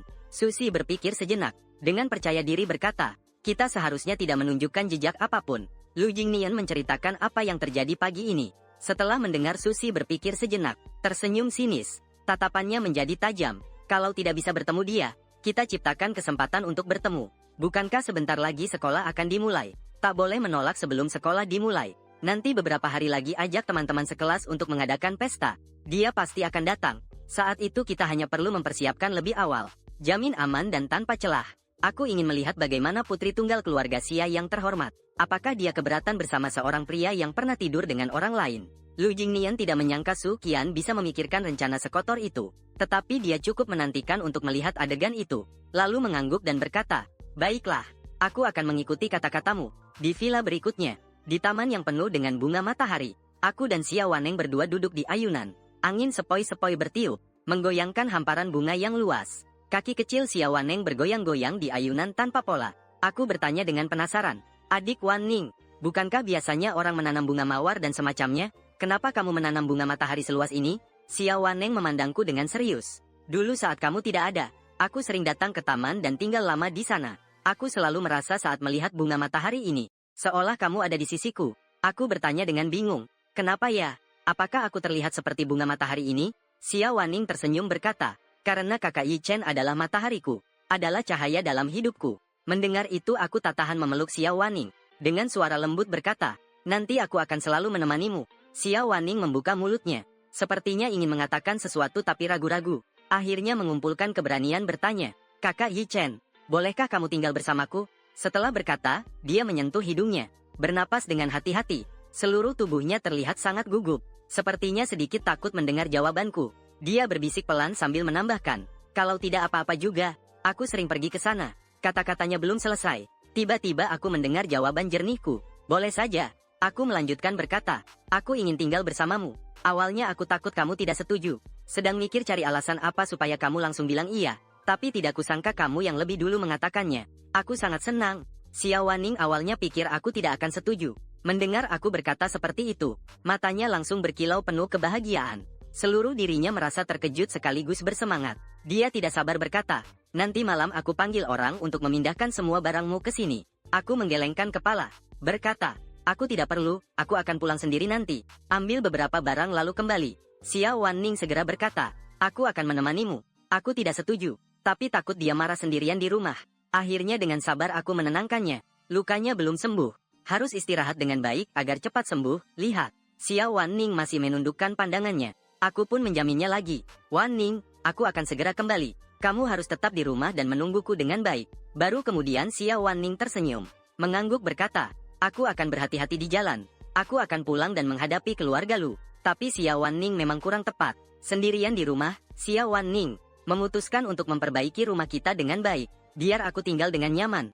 Dia selalu bertindak tegas dan cepat. Kalau sudah terpikir, harus langsung dilakukan. Xia Wannian mengeluarkan ponsel dan menghubungi Wen Qiao. Mengatur banyak hal yang tidak ada kaitannya dengan perusahaan. Kamu pilihkan gorden yang disukai laki-laki. Beli spray dan sarung bantal dengan warna yang akan disukai laki-laki. Pokoknya semua harus disukai laki-laki saja. Apapun yang dilihat, langsung dibeli. Wen Qiao bingung total. Tidak mengerti, kenapa Xia Wannian tiba-tiba ingin membeli banyak barang yang disukai laki-laki. Tapi dia tidak berani bertanya lebih lanjut. Saat dia sedang berpikir, Xia Wannian menambahkan, datang lebih awal dapat hadiah. Terlambat dipotong gaji. Setelah berkata begitu, langsung menutup telepon. Wen Qiao berani marah tetapi tidak berani bicara. Dalam hati bergumam, tahu-tahu mengancam dengan gaji. Tapi dia hanya bisa menerima takdir. Lagi pula Xia Wanning sudah memberikan terlalu banyak. Wen Qiao tidak berani menunda sedetik pun. Langsung bergegas membeli barang. Dia sangat efisien dalam bekerja. Tidak lama kemudian sudah selesai membeli. Barang yang dibutuhkan dikirim ke villa Xia Wanning. Hanya pakaian saja sudah memenuhi satu mobil. Masih ada mobil lain yang membawa berbagai barang yang disukai pria. Wen Qiao mengarahkan orang yang mengantar barang di samping. Satu persatu dipindahkan ke dalam. Dia bahkan khusus menyuruh mengganti tirai yang sudah dipilih dengan spray. Selimut juga sudah dibersihkan kering dan dikeringkan dengan mesin, agar pelayan di rumah menggantinya kembali. Wen Qiao berkata seolah ingin menunjukkan prestasi. Tuan Xia, efisiensi saya cukup baik, kan? Xia Wanning mengangguk puas. Bagus sekali, tidak menyangka kamu yang masih sendiri. Dia cukup mengerti preferensi cowok ini. Wen Qiao bingung antara tertawa dan menangis. Dalam hati berpikir apakah Xia Zong ini memuji atau mengejek aku. Sudahlah anggap saja itu pujian. Tiba-tiba gaya kamar tidur Xia Wanning berubah drastis. Dari kamar putri berubah menjadi kamar esport ala klub malam. Melihat Xia Wanning saat ini suasananya cukup baik. Wen Qiao tak bisa menahan diri untuk bertanya lagi. Xia Zong, kamu dekor kamar seperti ini. Wajah Xia Wanning tersenyum. Nada suaranya cukup bangga. Kamu yang jomblo tidak akan mengerti. Wen Qiao hampir ingin merobek mulutnya sendiri. Dalam hati mengumpat, aku seharusnya tidak bertanya. Sungguh pantas menderita. Setelah Wen Qiao pergi, Xia Wanning berkeliling di kamar, lalu merapikan tempat-tempat yang dirasa kurang puas. Dia meletakkan tangan di pinggul dan mengamati sekeliling. Dengan puas mengangguk, kakak Yi Chen pasti akan suka ketika kembali dan melihatnya. Seolah-olah ada halusinasi muncul di depan matanya. Seolah-olah sudah melihat ekspresi terkejut dan senangnya saat aku kembali. Berlarian di sekitar kamar. Xia Wanning tersadar, mengangkat tangan dan melihat jam. Waktunya hampir tiba. Dia memutuskan malam ini memasak sendiri. Tunggu aku kembali untuk makan. Dia berbalik dan turun ke dapur. Di sisi lain, aku baru saja masuk rumah keluarga Lu. Sudah melihat Lu Yuntian dan ibu tiri Li Fang ada di rumah. Lu Jingnian sedang duduk di sebelah Li Fang. Li Fang sedang menepuk-nepuk Lu Jingnian dan menghiburnya. Sedangkan ekspresi Lu Yuntian tampak tidak senang. Berada di tepi kemarahan. Aku mengerutkan kening. Sudah menduga karena masalah apa. Pasti Lu Jingnian yang bilang sama mereka tentang kejadian pagi ini. Aku berjalan maju dan duduk. Mulutku hanya memanggil satu kali. Ayah. Otomatis mengabaikan dua orang yang tersisa. Lu Yuntian saat ini memang sudah tidak senang padaku. Mendengar aku hanya memanggil satu kali. Langsung dengan ekspresi serius memarahi. Kamu tidak lihat, masih duduk dua orang itu? Senyum kecil muncul di sudut bibirku. Lalu aku menutup mulut dengan tangan. Berpura-pura terkejut. Aduh maaf ya. Lihat ini. Aku baru saja berusia 20 tahun. Tapi penglihatan sudah buruk begini. Sudah tua. Tidak lihat Tante Li dan adik. Melihat Lu Jingyan dan Li Fang. Wajah mereka kadang menjadi gelap. Kadang menjadi merah. Saya merasa sangat menarik. Terus menggoda. Tante Li dan adik begitu baik kepadaku. Pasti tidak akan marah padaku, kan? Li Fang mendengar perkataanku. Menggigit giginya. Berusaha mengendalikan dirinya. Terutama karena Lu Yuntian masih ada di tempat itu. Karena Li Fang tidak bisa marah sesuka hati. Dia adalah wanita yang lembut dan penyayang. Li Fang memaksakan senyum. Itu sudah pasti. Lalu terus menghibur Lu Jingyan. Dengan sengaja menarik perhatianku. Seolah-olah mereka berdua sedang diintimidasi olehku. Menunjukkan ekspresi sedih. Sebenarnya semua itu dilakukan untuk dilihat oleh Lu Yuntian. Tatapan mataku mengikuti Li Fang ke tubuh Lu Jingnian. Sepertinya baru menyadari dan pura-pura terkejut bertanya. Adik laki-laki terlihat sangat kesulitan. Ada apa ini? Dibully siapa? Lu Jingnian mendengar aku akhirnya mengalihkan perhatian padanya. Baru saja sedikit diredakan. Lalu mulai berakting lagi. Dia tidak menjawab. Aku hanya berbalik dan menempel pada Li Fang melanjutkan mengeluh. Setelah dia pulang ke rumah, sudah ditambah bumbu cerita. Ceritakan kepada Lu Yuntian tentang kejadian pagi tadi. Mencoba untuk membuat Lu Yuntian marah. Berkali-kali merusak kesan Lu Yuntian terhadapku Lu Yichen. Lebih baik bisa memicu pertengkaran. Biar aku langsung diusir keluar. Namun Lu Jingnian tidak menyangka. Aku hari ini akan pulang ke rumah. Biasanya dia bersikap sangat manis dan pengertian di rumah. Dulu setiap kali ada kesalahan, itu selalu kesalahanku. Aku dimarahi juga tidak berani banyak bicara. Bahkan pernah dengan sukarela membantu Lu Jingyan menanggung kesalahan. Hanya karena dia satu-satunya orang di keluarga ini yang peduli padaku. Ditambah kami hanya beda usia sebulan. Sehingga sering bermain bersama. Sejak ibu meninggal, aku mulai menjauh dari Lu Yuntian. Mulai merasa sedih lagi. Kemudian Lu Jinian, anak haram itu datang. Sehari-hari memanggil, ayah, mengikuti Lu Yuntian di belakang. Membuat Lu Yuntian sangat menyukai Li Fang dan ibu anak Lu Jingnian. Keduanya saling bersahutan. Seolah-olah aku yang menjadi orang yang berlebihan di keluarga ini. Hidup kembali sekali ini. Aku merasa banyak hal tak perlu dipaksakan. Di kehidupan ini hanya ingin memperlakukan orang yang mencintaiku dengan baik. Saat itu, Lu Yuntian yang ada di samping melihat Lu Jingnian yang tadi hampir berhasil dihibur. Baiklah, Lu Yuanian mulai sedih lagi. Sangat kasihan. Lu Yuntian menatapku dengan wajah tua yang suram. Kamu masih ada muka menanyakan adikmu kenapa? Apa kamu tidak sadar dalam hati? Ekspresiku penuh dengan ketidakbersalahan. Aku baru saja sampai rumah, bagaimana aku bisa tahu? Lu Yuntian mengernyit, bertanya dengan tajam. Kamu 2 hari yang lalu tidak pulang ke rumah, kemana saja? Apakah di matamu masih ada kami dan keluarga ini? Terlihat Lu Yuntian semakin marah saat berbicara. Setelah berkata, dia menepuk dengan keras sandaran sofa. Seluruh tubuhnya memancarkan aura kewibawaan. Aku sama sekali tidak takut. Sedikit mengangkat kelopak mataku. Bukankah kau tahu kemana aku pergi? Lu Jingnian pasti sudah memberitahumu semuanya. Tidak perlu melakukan hal yang sia-sia. Tanyakan sekali lagi padaku. Lagi pula ada bedanya apa aku ada di rumah atau tidak. Lu Yuntian mendengar kata-kataku. Menunjukku membuatku sangat marah. Li Fang buru-buru mendekat untuk menghibur. Sambil menenangkan Lu Yuntian. Sambil berkata, suamiku, Yi Chen masih kecil dan belum dewasa. Kamu jangan marah padanya. Lu Yuntian mendengus dingin. Dia sudah 20 tahun. Masih kecil beberapa tahun. Bahkan 1 bulan lebih muda darinya. Tapi jauh lebih dewasa. Kamu tidak perlu selalu membela dia. Baru kali ini aku tahu. Li Fang dulu sama sekali tidak benar-benar membelaku. Terlihat seperti setiap kali membelaku dengan memohon. Mengatakan hal baik tentangku di depan Lu Yuntian. Sebenarnya itu malah memperkeruh suasana. Setelah Li Fang bicara, hanya membuat keadaanku jadi makin buruk. Dulu aku pernah bodoh mengira dia benar-benar peduli padaku. Lu Yuntian menatapku. Dengan nada memerintah berkata, kalau kamu sudah tahu dalam hati, kenapa masih belum pergi minta maaf pada adikmu? Adikmu mau memaafkanmu.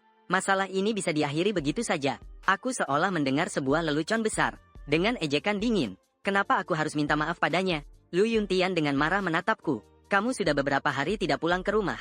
Jing yang khawatir dan pagi-pagi langsung mencarimu. Tapi kamu bagaimana memperlakukannya? Bukan hanya tidak peduli pada adikmu. Malah menyuruh orang mengusirnya keluar. Bahkan tidak mengizinkannya masuk untuk sarapan.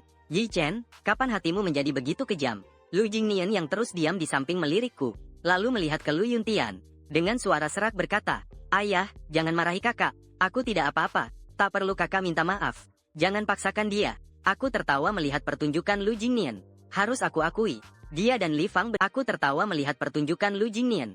Harus aku akui, dia dan Li Fang benar-benar ibu dan anak yang nyata. Keduanya punya cara yang sama. Aku tersenyum.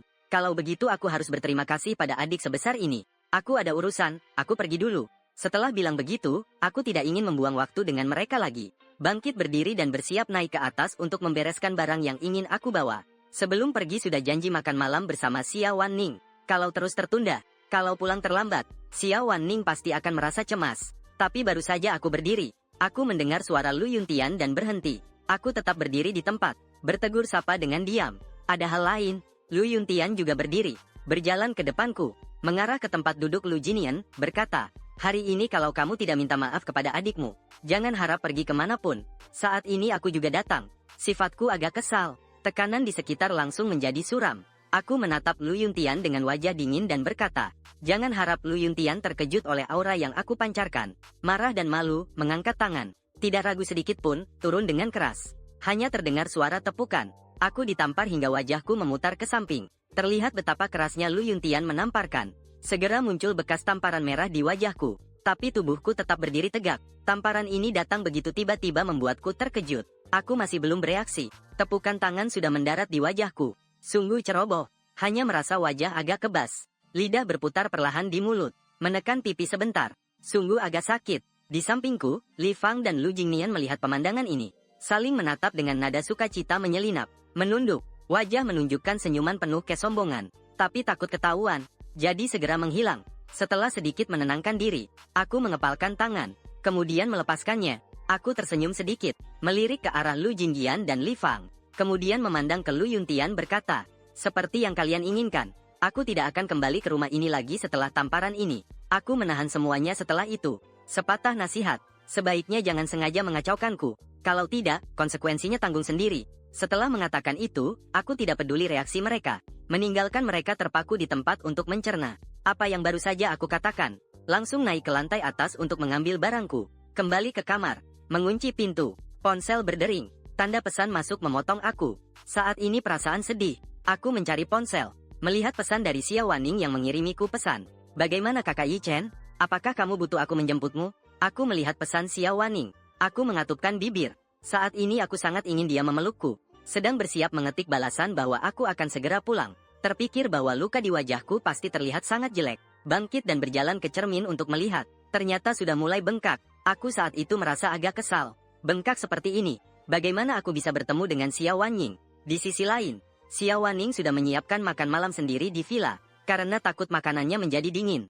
Dia pun dengan perhatian menutupnya agar tetap hangat. Baru kemudian puas mengangguk. Sudut bibirnya tersenyum tipis. Lalu dia duduk tegak di depan meja makan. "Tunggu aku kembali." Duduk sebentar. Rasanya waktu menunggu sangat lama. Tidak menungguku. Dia bangkit kembali menuju pintu utama. Berdiri di depan pintu dan melihat keluar sebentar.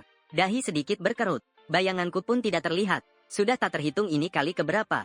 Dia dengan gelisah mengangkat tangan untuk melihat waktu. Menghitung dalam hati. Sebenarnya sekarang seharusnya sudah kembali. Tapi kenapa belum juga kembali? Semakin lama menunggu, Xia Wanning semakin takut. Takut aku mengalami sesuatu. Takut aku tidak akan kembali lagi. Takut semuanya yang terjadi antara kita adalah palsu. Dia memikirkan berbagai kemungkinan dan agak panik lalu mengeluarkan ponsel. Dengan sangat gelisah mengirimiku pesan. Jari-jarinya yang mengirim pesan sedikit bergetar. Setelah pesan terkirim, menunggu sebentar lagi, tapi tidak mendapatkan balasanku. Saat ini Xia Wanning semakin cemas. Memikirkan apakah aku benar-benar mengalami sesuatu. Jadi aku menunda dia. Dengan panik meneleponku. Berdering satu kali. Tidak ada yang menjawab. Setiap berdering sekali, hatiku semakin berat. Saat itu aku sedang mengusap obat di depan cermin. Mendengar ponsel berdering. Terkejut. Melihat panggilan masuk dari Xia Wanning. Aku tahu pasti dia bertanya kenapa aku belum pulang. Dalam keadaan seperti ini, jika pulang, bagaimana jika membuat Xia Wanning takut? Aku ragu-ragu mengangkat ponsel dan menekan tombol jawab. Wanning hampir selesai berdering di telepon. Bab 27. Selamat tinggal Paman Luo. Saat telepon hampir selesai berdering, Gu Yeyan akhirnya mendapat jawaban dari orang di ujung telepon.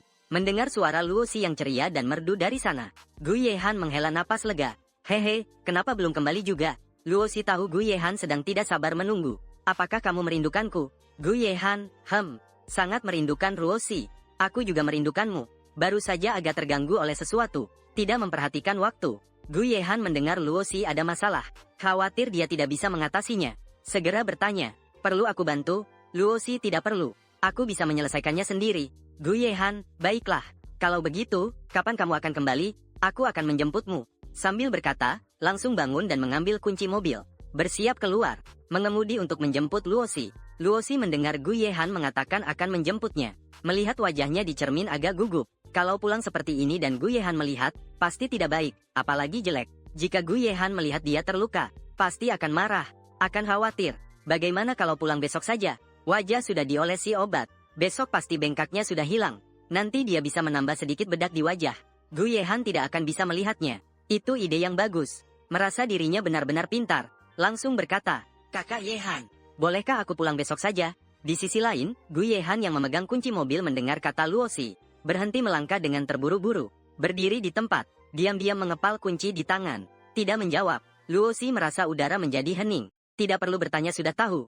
Pria ini pasti tidak mau. Sekarang tidak bicara. Bukan sedang marah sendiri. Lalu apalagi? Keduanya terdiam. Beberapa saat, Luosi berpikir sejenak. Lebih baik kembali saja. Tidak boleh membiarkan Gu Yehan sendiri di rumah. Tidak senang. Kalau nanti berimajinasi liar bagaimana? Akibatnya sangat serius. Tidak ingin suasana hati di antara keduanya begitu suram. Luosi lebih dulu memecah keheningan ini. Dengan nada ringan berkata, hanya bercanda. Aku berhasil mengecohmu, kan? Jangan sedih ya. Aku sebentar lagi akan kembali. Tidak usah menjemput aku. Tinggallah di rumah dengan manis menungguku ya. Setengah jam aku sampai.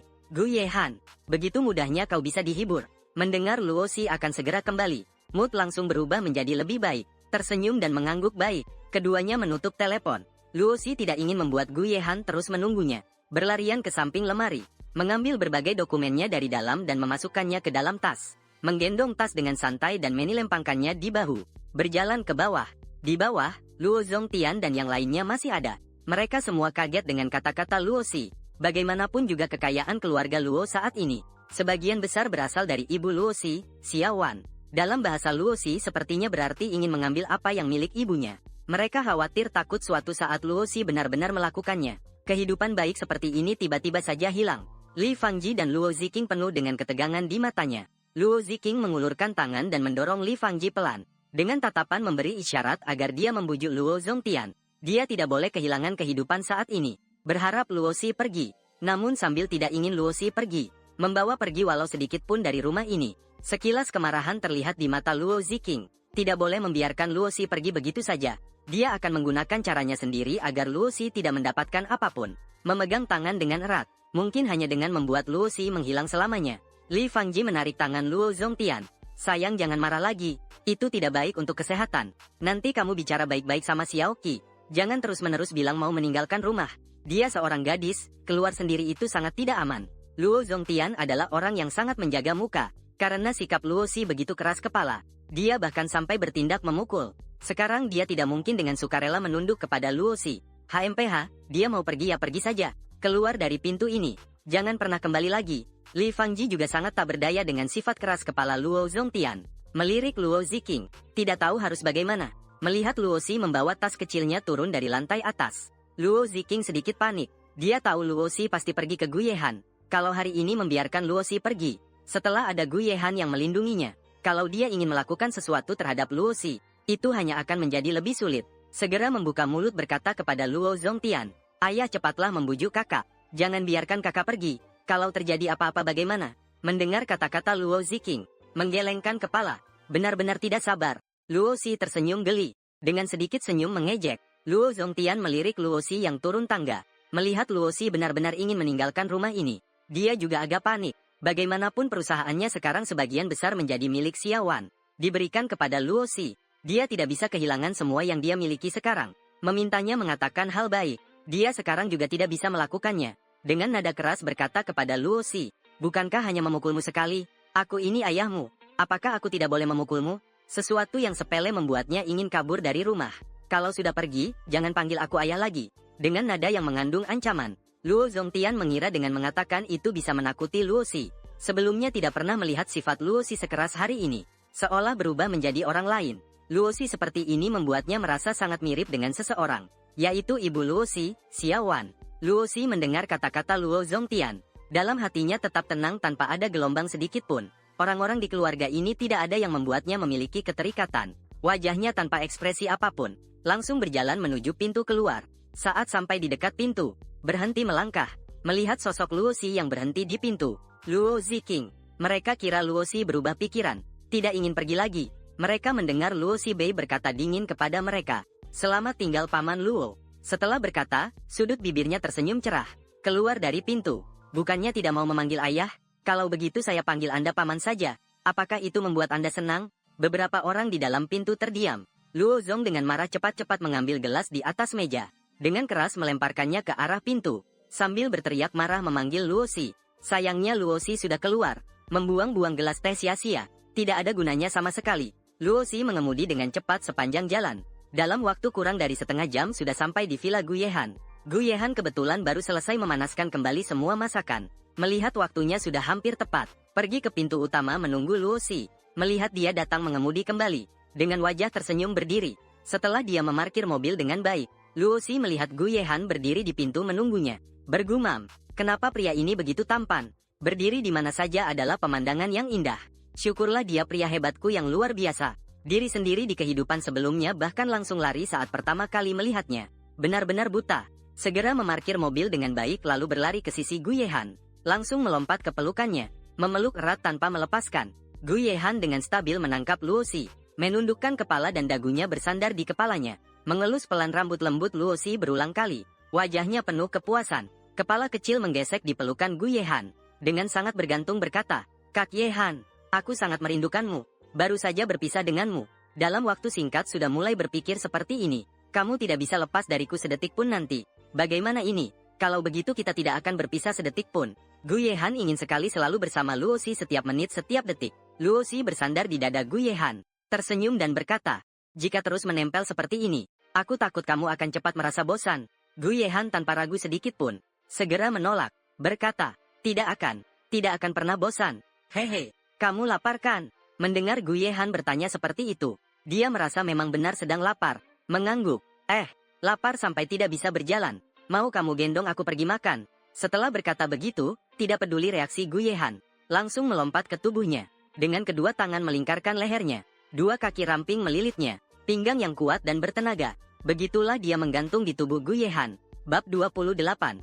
Jangan marahi aku. Guyehan mengangkat tangan dan memeluk Luosi erat-erat, dengan posisi seperti menggendong anak kecil. Tersenyum tak berdaya sambil berkata, "Lain kali jangan ceroboh seperti itu. Kalau aku tidak menangkapmu, kalau kamu jatuh bagaimana?" Luosi tersenyum lebar melihat Guyehan. "Tidak akan. Aku percaya kamu pasti bisa menangkapku dengan mantap." Saat itu kedua orang itu saling berhadapan. Guyehan baru melihat bekas tamparan merah membengkak di wajah Luosi. Guyehan langsung membeku. Senyum menghilang dari wajahnya. Hatinya pun marah sekaligus sedih. Kenapa baru sebentar saja Kiki sudah terluka? Dia baru sadar dan sangat marah. Tapi takut menakuti Luosi. Berusaha menahan diri, agar tidak terlihat galak. Melihat wajah Luosi, dengan nada masih agak kaku bertanya siapa yang melakukannya. Luosi terkejut sejenak. Hampir lupa wajahnya terluka. Sedikit merasa bersalah melihat ekspresi Guyehan. Terlihat jelas dia sedang marah. Menunduk dan berkata pelan, "Jangan marah ya. Kali ini aku ceroboh. Aku janji tidak akan membiarkan diriku terluka lagi." "Siapa yang memukulmu?" Guyehan sudah bulatkan tekad, harus tahu siapa yang melakukannya. Dia menyimpannya di ujung hatinya. Orang yang menyakiti itu tega berbuat seperti itu. Tidak bisa ditoleransi. Luosi menghela napas pelan. "Luo Zongtian." Guyehan menggenggam tangannya lebih erat. Luosi tidak mengatakan itu ayahnya, melainkan langsung menyebut nama orang itu tanpa pikir panjang. Juga tahu Luosi pasti menderita sangat besar. Tak berani membayangkan bagaimana dulu Luosi menjalani kehidupan di rumah. Hatinya penuh perasaan iba untuk Luosi. Untung sekarang mereka berdua sudah bersama. Pasti tidak akan membiarkan Luosi menderita lagi. Sakitkah? Bagaimana mungkin tidak sakit? Setelah bertanya, merasa pertanyaannya sia-sia. "Tidak sakit. Jangan sedih lagi, boleh ya?" Mengangguk pelan. Tidak bertanya lagi hal lain. Ingin tahu keadaan sebenarnya. Dia punya banyak cara memeluk Luosi berjalan ke rumah. Begitu masuk pintu, Luosi mencium bau masakan. Hanya merasa semakin lapar. "Kakak Yekan harum sekali. Malam ini ada masakan enak apa ya?" Gu Yekan masih murung, tidak menjawab. Luosi mengira Gu Yekan akan membawanya ke meja makan. Ternyata hanya melihat Gu Yekan berjalan ke ruang tamu. Ingin meletakkannya di sofa. Membungkuk. ingin menaruh Luosi duduk di sofa dengan baik. Luosi tidak mau, tangan dan kakinya memeluk Gu Yekan erat-erat, tidak membiarkan dirinya diturunkan. Gu Yekan berkata dengan suara tenang, lepas tapi tidak mau lepas. Kakak Yekan, jangan marah padaku, aku takut. Setelah berkata begitu, terlihat air mata Luosi berputar di kelopak matanya. Detik berikutnya hampir menangis. Gu Yehan hanya bisa berdiri, membiarkan Luosi menggantung di tubuhnya. Ekspresi wajahnya melunak sedikit, menghela napas pelan, menjelaskan, tidak marah, kamu, hanya saja melihat kamu terluka, aku tidak senang. Luosi dengan sedikit sikap menyenangkan, tersenyum dan dengan lembut mencium bibir Gu Yehan. Jangan marah ya, nanti juga akan sembuh, aku sangat lapar, peluk aku dan bawa makan, boleh ya? Gu Yehan turun duluan. Aku akan memberimu obat dulu sebelum makan. Aku sudah mengoleskan obat. Melihat pria itu tampak agak ragu. Mendekatkan wajah sendiri. Lalu berkata, kalau benar tidak percaya, cium saja apakah ada bau obat. Sangat dekat. Gu Yehan mencium aroma salep yang samar. HMPH hihi. Kalau begitu, mari kita makan. Kakak Yehan, apakah kamu juga sangat lapar? Untungnya suasana marah agak sedikit reda oleh Luosi. Kemudian memeluk Luosi dan duduk di meja makan.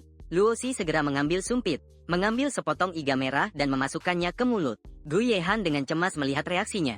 Tidak tahu apakah Sisi akan merasa tidak enak makanannya. Melihat ekspresi penuh harap dari Gu Yehan, sepertinya menunggu penilaiannya. Kunyah dalam mulut sebentar, enak sekali. Loshi mengacungkan ibu jari memberikan jempol, lalu menambahkan satu porsi lagi ke mulut Gu Yehan. Kakak Yehan, kamu makanlah. Kenapa lihat aku seperti itu? Luosi bilang enak. Mood Gu Yehan jadi sangat senang juga. Tersenyum dan bilang enak. Setiap kali sumpit Loshi meraih satu piring makanan, dia memperhatikan Gu Yehan selalu menatapnya terus. Tatapan itu seolah bertanya enak nggak? Enak nggak? Di dalam hati sepertinya menebak sesuatu. Ingin sengaja menggoda Gu Yehan sebentar.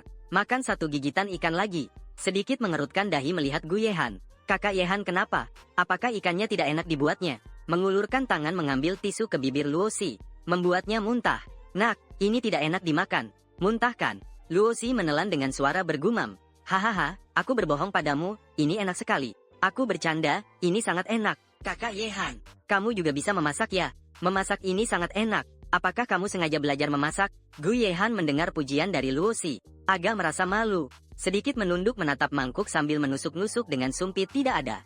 Hanya mengikuti tutorial saat membuatnya. Hehe, kalau suka, aku senang. Tak bisa tidak mengagumi pria ini, sepertinya dia serba bisa. Apa saja bisa. Dengar-dengar Gu Yehan saat baru masuk SMP. Usianya sudah menyelesaikan semua mata pelajaran SMA. Jadi di usia muda sudah membiarkannya mengambil alih cerita. Pendidikan juga tidak terganggu. Semua mata pelajaran selalu nomor 1.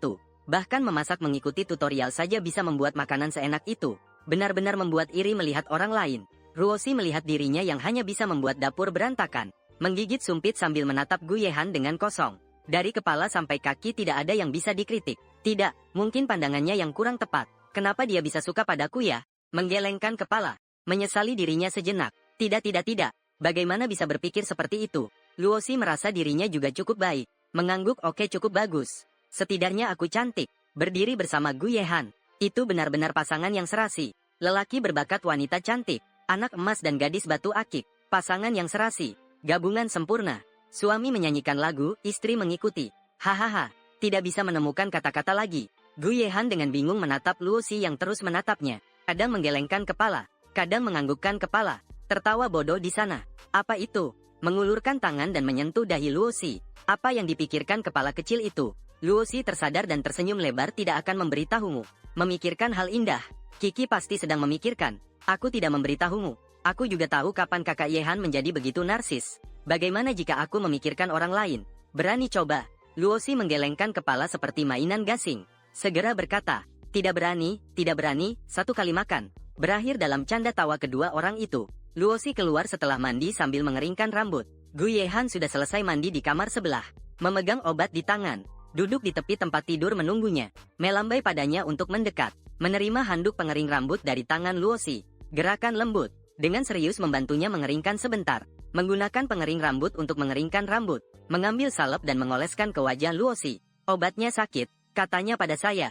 Gu Yehan mengoleskan obat dengan sangat lambat. Takut tidak sengaja menyakitinya. Seolah-olah sedang memperlakukan barang berharga. Sekali lagi dengan teliti melihat luka di wajah Luosi. Alisnya terus berkerut. Dia mengakui dia memang tidak tahan.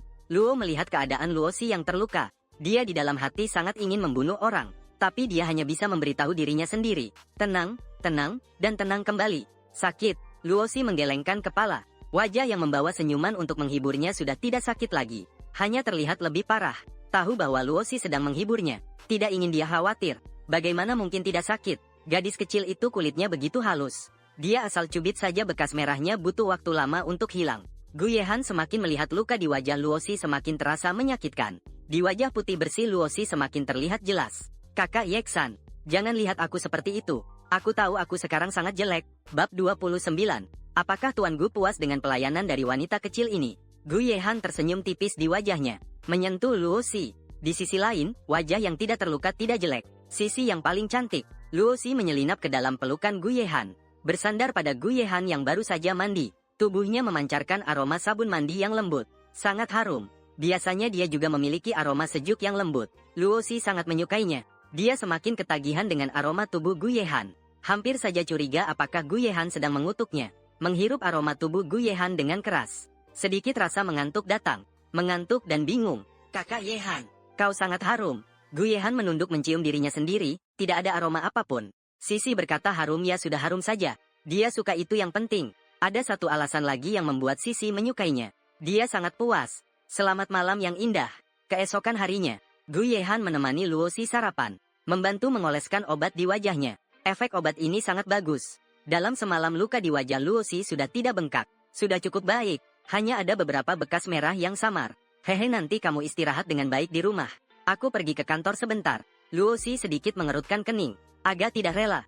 Gu Yehan pergi ke kantor. Khawatir tubuhnya belum sepenuhnya sembuh. Tapi lukamu belum sembuh. Secepat ini sudah mau pergi ke kantor? Ada sedikit urusan yang harus aku tangani dulu. Melihat Luosi menunduk sambil mengerucutkan bibir. Tidak menghiraukannya. Mengangkat dagunya. Mendekatkan tubuh. Membuat Luosi menatapnya. Gu Yehan menatap Luosi. Matanya penuh dengan bayangannya sendiri. Mengangkat sudut bibirnya. Nanti malam aku akan kembali menemanimu makan malam. Tersenyumlah. Luosi dalam hati mengeluh tersenyumlah. Kenapa kamu gak bilang tersenyumlah untuk kakek saja? Hanya karena Gu Yehan ini tampak begitu gagah. Mengatakannya jadi gak terasa seperti layak dipukul.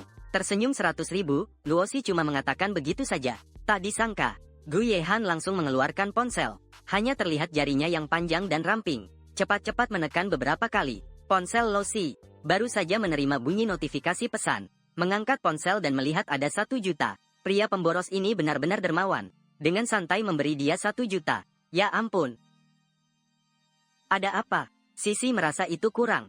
Setelah berkata begitu, dia mengambil ponsel lagi. Bersiap untuk mentransfer 10 juta lagi ke Luosi. Sepertinya 1 juta memang agak kurang. Itu dia yang kurang pertimbangan. Luosi segera merebut ponselnya. Kenapa kamu mentransfer uang sebanyak ini untukku? Aku punya uang sendiri. Tidak memberitahu siapapun. Dia sendiri menjalankan sebuah perusahaan. Menamai perusahaannya Barat Medis. Dari awal perusahaan kecil dengan beberapa orang. Perlahan-lahan sudah berkembang menjadi ratusan orang. Luo Zongtian mereka semua tidak tahu. Juga tidak pernah mengumumkannya ke publik. Dia adalah pendiri di balik layar Siyi. Urusan sehari-hari perusahaan semua diserahkan kepada orang lain. Khusus bertanggung jawab. Orang luar tidak tahu. Luosi sebenarnya adalah bos perusahaan. Awalnya takut perusahaan tidak berjalan baik. Jadi dia diam-diam menjalankannya. Lalu tidak disangka semakin lama semakin baik. Luosi merasa semakin banyak orang yang tahu akan semakin merepotkan. Maka dia terus bersembunyi. Meskipun penghasilannya pasti tidak bisa dibandingkan dengan Gu Yehan. Tapi untuk dia sendiri sudah lebih dari cukup. Bisa dibilang sudah menjadi seorang wanita kaya kecil. Sementara belum perlu minta uang sebanyak itu dari Gu Ye. Dalam pandangan Gu Yehan, Luosi hanya tidak mau memakai uangnya. Dia pernah tanpa sengaja mendengar pembicaraan karyawan yang sudah menikah di perusahaan yang mengatakan, istri mereka mengatur uang suami. Berharap begitu hari gajian tiba langsung diberi uang. Semua harus pergi. Tapi dia dengan sukarela mengirim uang ke Kiki. Apakah kamu tidak mau menggunakan uangku? Apakah kamu belum memutuskan? Apakah mau terus bersamaku? Bertanya dengan sedikit bingung. Luosi pasti seperti ini. Memisahkan semuanya dengan jelas. Takut suatu hari tiba-tiba pergi. Apakah akan merasa berhutang padanya? Gu Yehan yang minder dan mudah berimajinasi berlebihan. Mulai muncul lagi. Berimajinasi berlebihan apa lagi? Apakah aku cukup uang sekarang atau tidak? Pasti bertanya padamu agar Gu Yehan tidak sedih. Luosi juga bukan orang yang malu-malu. Menerima uang itu juga bisa membuatnya senang. Hal baik seperti ini sangat diharapkan, tidak boleh berimajinasi berlebihan. Aku terima aku. Ini bukan karena kasihan padamu. Apakah sulit menghasilkan uang? Aku menghemat untukmu sedikit. Apakah aku sangat mengerti? Tidak sulit. Aku sangat kaya. Hehe. Ingin menghabiskan bagaimana? Habiskan bagaimana? Tidak perlu mengerti. Ruosi tahu Gu Yehan sangat kaya. Hanya saja tidak tahu seberapa kaya sebenarnya. Dengar dia bilang begitu, langsung tahu. Pasti itu uang yang tidak akan habis. Dalam sekejap sama sekali tidak ada rasa kasihan. Dan semakin banyak Kiki menghabiskan uang, aku semakin termotivasi untuk menghasilkan uang. Bisa menghasilkan lebih banyak uang. Gu Yehan selesai berkata, mengeluarkan sebuah kartu Black Gold dan memberikannya kepada Luosi. Sebenarnya sudah ingin memberikannya sejak lama, tapi takut Luosi tidak menerimanya. Kebetulan Kiki baru saja mengatakan bukan tidak mau menghabiskan uangnya. Dia langsung mengeluarkannya. Kartu ini kamu pegang, tidak perlu menghemat untuk saya. Suka apa saja beli saja. Luosi tahu kartu Black Gold ini sangat sedikit yang punya di negara A. Orang yang punya kartu ini bisa dihitung dengan jari. Sekarang Gu Yehan langsung memberikannya padanya. Dalam hati Luosi merasa terharu. Gu Yehan selalu memberikan segala hal untuknya. Sekarang di dunia ini, hanya Gu Yehan yang menganggapnya lebih penting dari apapun. Luosi langsung menerimanya. Tahu kalau tidak diterima, pria ini pasti akan tidak senang lagi. Gu Yehan begitu banyak uang untuk dibelanjakan. Habiskan saja dengan keras. Terima kasih, Tuan Gu. Jadi nanti aku akan menjadi salah satu wanita kaya kecil terbaik di negara A. Wanita kecil ini bisa sampai sejauh ini, tidak terlepas dari perhatian Tuan Gu. Kata-katanya penuh dengan godaan. Setelah berkata, dia melemparkan tatapan yang sangat memesona ke Gu Yehan. Mencium kartu di tangannya, memasukkannya ke dalam saku. Wajahnya penuh dengan kesan manja sambil mengulurkan tangan kecil memijat kaki Gu Yehan. Seolah-olah dirinya adalah adik kecil. Mengandalkan sosok kakak kaya, Gu Yehan tertawa ringan karena ulah Luosi ini. Bersuara, menahan tangannya yang mengacak-acak kaki sendiri di pangkuannya.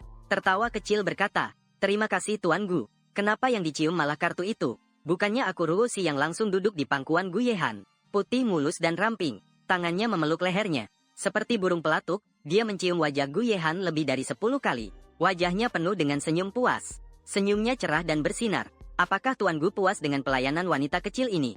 Gu Yehan tidak menjawab. Dia memutar tangan dan memegang belakang kepala Luosi. Tidak membiarkan mundur. Dengan keras memperdalam ciuman itu. Tidak tahu apakah wajah Luosi memerah karena menahan nafas atau malu. Baru melepaskannya saat wajahnya merah sekali. Sisi masih belum belajar bagaimana cara bernapas. Semuanya salahku. Luosi agak bingung setelah dicium di kepala. Dengan mata besar yang bingung menatapnya. Kenapa? Gu Yehan bilang itu salahnya. Salah. Setelah 2 detik sadar. Ternyata yang dia maksud adalah mereka terlalu sedikit berciuman. Itu semua salahnya. Luosi malu dan kesal. Pria ini bagaimana bisa berkata serius seperti itu? Mengulurkan kepalan tangan dan memukulnya dengan lembut. Tidak seperti marah. Lebih seperti sedang manja. Gu Yehan. Gu Yehan tersenyum sambil mengelus kepala Luosi. Dia merasa setiap kali Luosi marah sangat lucu. Terutama saat dipanggil dengan nama lengkapnya. Sudah-sudah. Tidak akan mengganggumu lagi. Mengangkat tangan dan melihat waktu. Meskipun enggan berpisah dengan Luosi sejenak. Tapi masih ada pekerjaan yang harus dia selesaikan. Jadilah anak yang baik. Aku akan pulang lebih awal untuk menemanimu.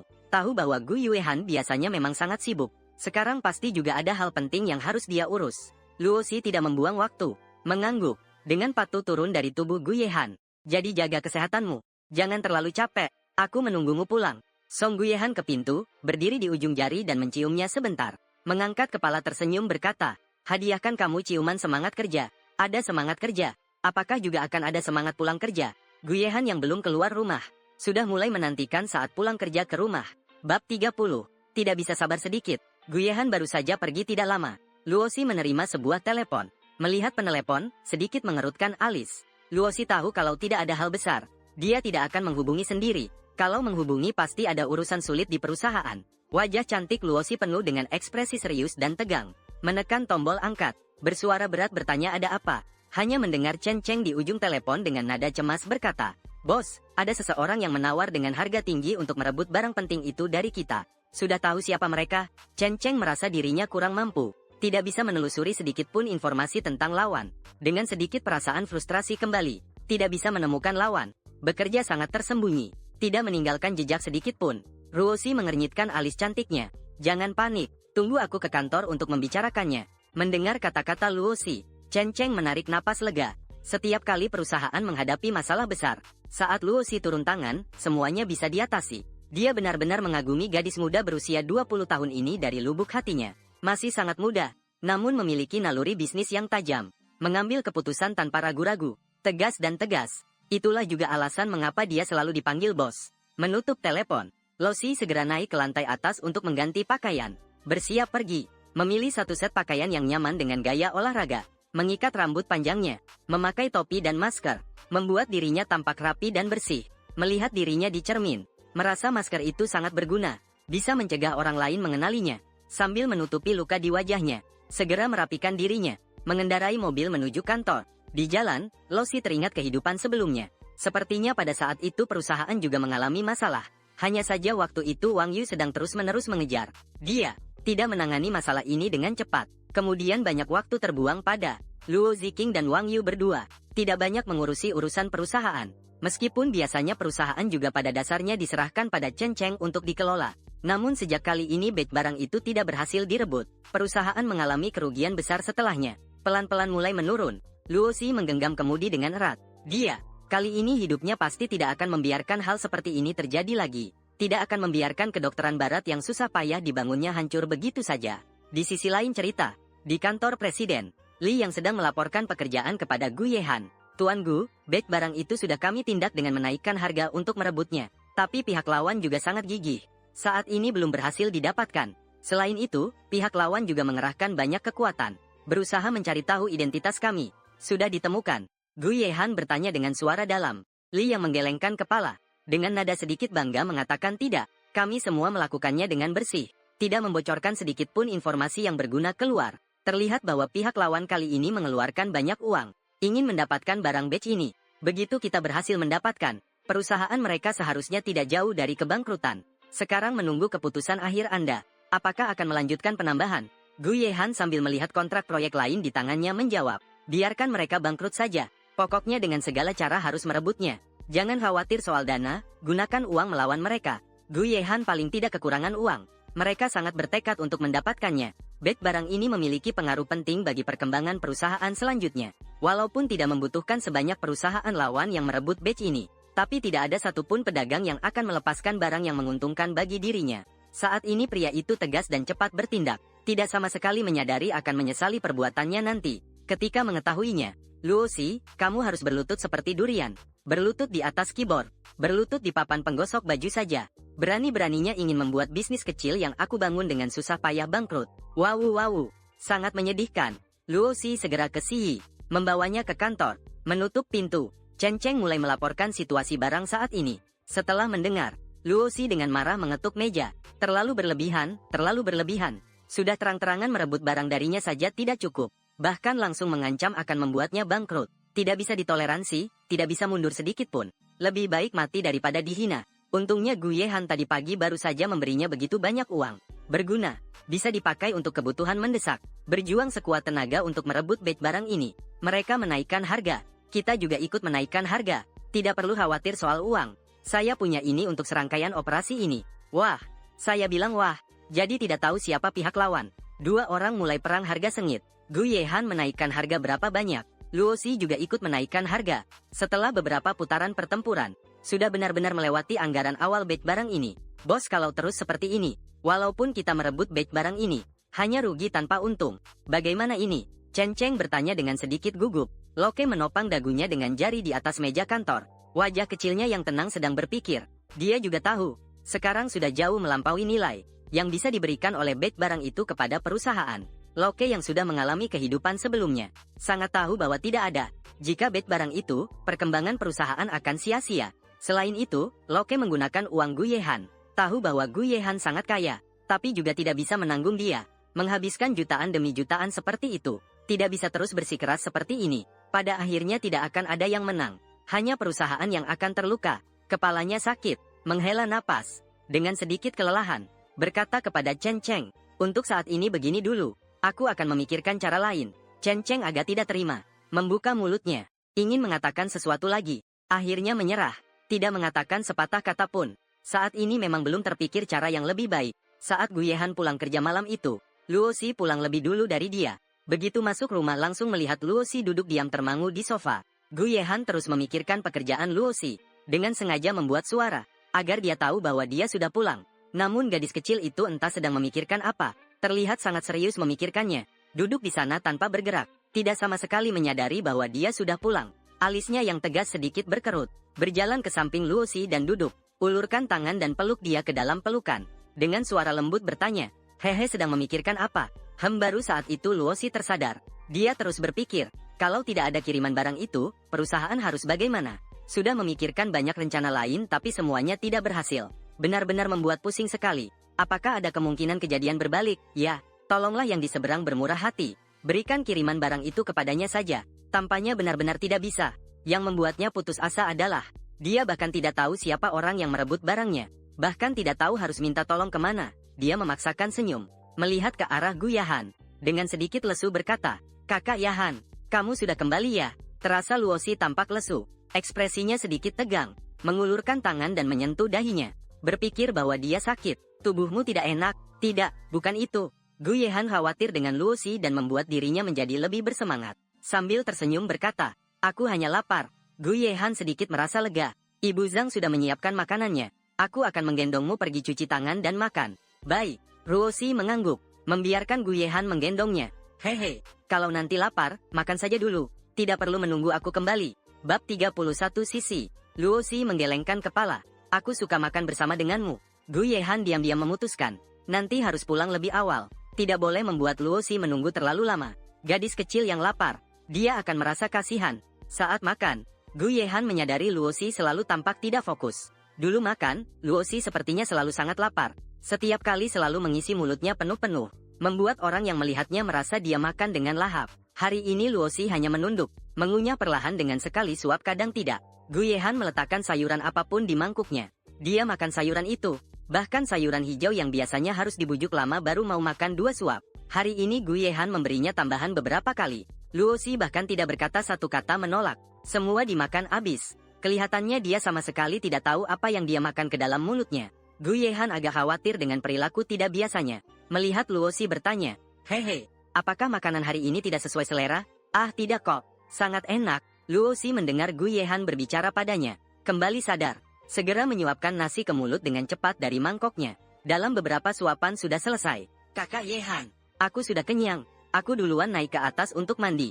Kalau kamu sudah selesai makan, ikut naik ya." Gu Yahan mengangguk, melihat punggung Luosi yang berjalan naik ke atas. Tatapan yang dalam dan tajam penuh dengan rasa ingin tahu dan keraguan. Gadis kecil itu bersikap tidak biasa, pasti ada sesuatu. Kalau dia tidak bisa melihatnya lagi berarti dia bodoh. Tapi tidak tahu apa sebenarnya masalahnya. Apakah dia diperlakukan tidak baik di rumah?